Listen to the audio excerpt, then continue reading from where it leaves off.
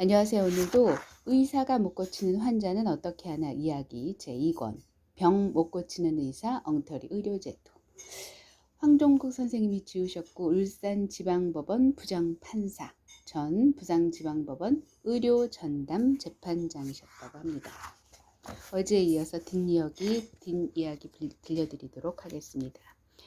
의사에게는 환자를 우습게 보는 습성이 있다. 어디서 이런 나쁜 습성이 밴 것일까? 이 점에 관해서 질문을 받게 되면 이전에는 의과대학생 시절이라고 답하곤 했으나 지금은 그렇게 생각지 않는다. 그보다도 훨씬 전부터라는 걸 알게 되었기 때문이다. 현재 의학부의 입학시험과 교육방침으로는 유능한 의사를 키우는 일은 불가능하다. 득점을 다투는 일반시험, 의학부 입학시험, 점수 절대주의에 대한 심사제도 등으로 학생들은 타인과 제대로 대화조차 나눌 수 없으며 그동안의 인간적인 교류를 싫어하는 타입의 학생으로 바뀌기 때문이다. 그뿐인가? 이러한 관문을 통과할 수 있는 것은 현대의학의 독선적인 권위에 순순히 복종하는 학생뿐이다. 그들은 자기의 성공만을 원하며 비판 정신이 결여되어 있고 성실성이나 청렴 등과는 거리가 멀다. 엄격한 계층 사회인 의학계에서는 무엇보다도 수용하는 자세로 교육을 받고 교수가 안심하고 대답할 수 있는 질문만을 하는 학생을 필요로 하고 있다. 교수로부터 배운 자만심은 환자의 생명과 건강을 염려하지 않고 결국은 죽음에 이르게 하는 위험한 치료를 아무런 주저도 없이 행할 수 있는 철면피 의사를 만들 뿐이다.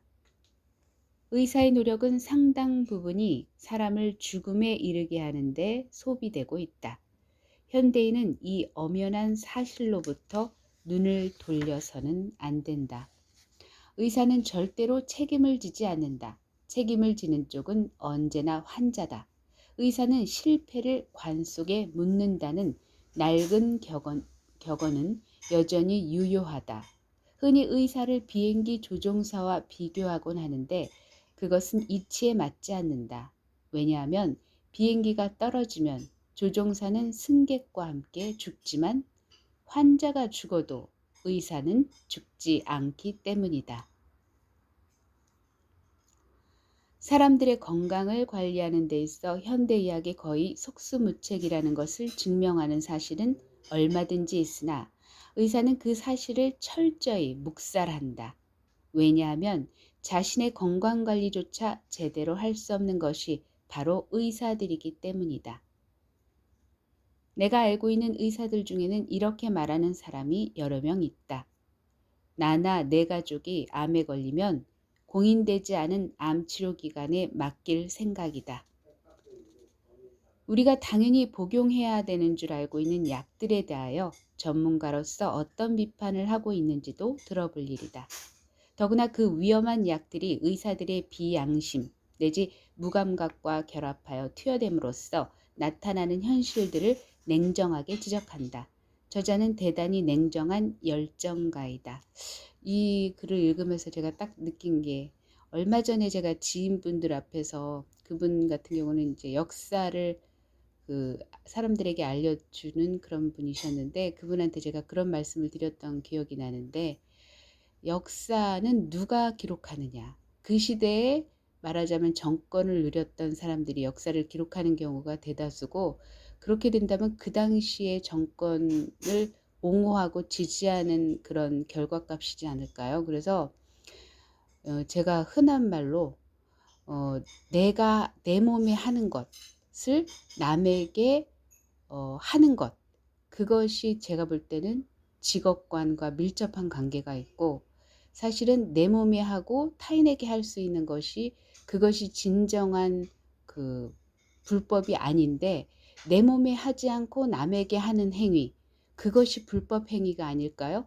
그럼에도 불구하고 의료 행위들은 절대로 특히 이 침뜸에 관해서는 불법이라는 프레임을 이렇게 주고 있는데 도대체 그 불법 프레임은 누구의 권한에 의해서 발생된 일일까?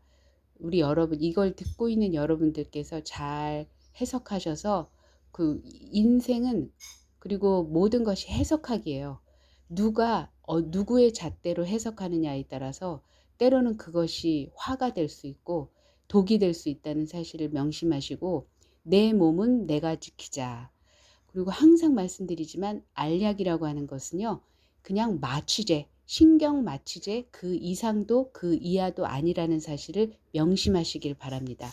가장 중요한 것은 식습관, 기혈진액이라고 하는 것은 그냥 얻어지는 것이 아닙니다. 우리가 막말로 이슬만 먹고 살 수가 없거든요. 우리는 우리가 먹는 것이 기요, 혈이요, 진액이라는 걸 잊지 마시고, 지금 제가 항상 말씀드리지만 풍요 속의 빈곤이라고 했어요. 후쿠시마 원전 이후로 어패류는 이제 더 이상 우리에게 희망의 그런 기혈진액을 만들어주는 귀한 음식원이 될 수가 없다는 것이죠. 그리고 거기에서 답을 얻는 것은 결국에는 풀이에요. 풀밖에 답이 없습니다. 그리고 더 심각한 건 농촌에서 제초제나 농약을 뿌리는 그곳에서 풀을 채취하는 것은 독약을 먹는 거나 같은 맥락이고요. 그래서 우리가 산천초목, 즉 사람들의 손길이 닿지 않는 농약, 그다음에 제초제, 이런 것들이 닿지 않는 곳에서 채취하는 풀이 진정한 약초이고, 그 외의 것은 독초라는 사실만 아시면 됩니다. 그래서 제가 볼 때 이 시대에 우리가 건강하게 할 수 있는, 건강한 삶을 살 수 있는 비법은 다른 게 없어요. 공기가 맑은 청정한 지역에서 그 흙과 더불어 사는 것, 그게 건강한 삶의 지름길입니다. 지금 현재의 삶은 거의 그 뭐라고 그래야 되냐? 독약 속에 있는 쥐나 다름없는, 쥐덫에 갇힌 그 뭐라고 그래야 돼? 그 독이 넘치는 그런 그 도시의 삶이 독의 덩어리죠. 독의 덩어리.